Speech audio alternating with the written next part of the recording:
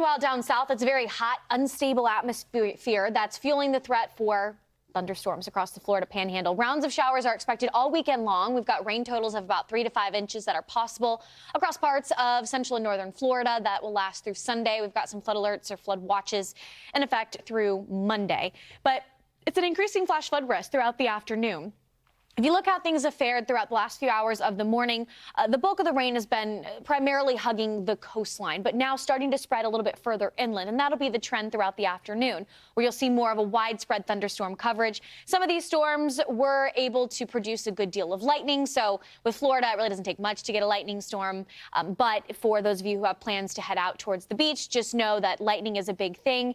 And even if the thunderstorm isn't necessarily far away, you can still get what we call a bolt from the blue, which means that a lightning strike happens outside of that thunderstorm, within the envelope of the thunderstorm, and that can be very dangerous.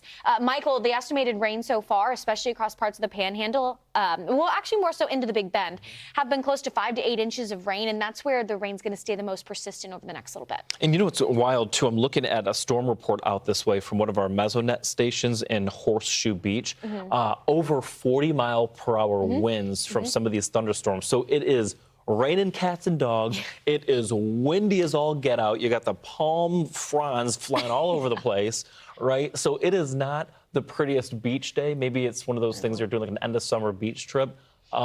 I apologize. This is not the day for it in the Big Bend. Yeah, no. There is a chance, as Michael pointed out, to see some strong gusty winds. I would say that's a little bit more so for central eastern Panhandle as opposed to western Panhandle.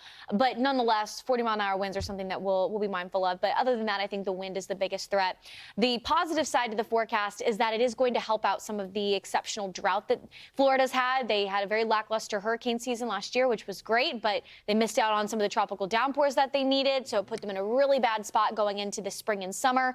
So this rain will be beneficial, but likely not enough to eradicate the drought. But with some of the drier soil, you can see rapid onset of flash flooding.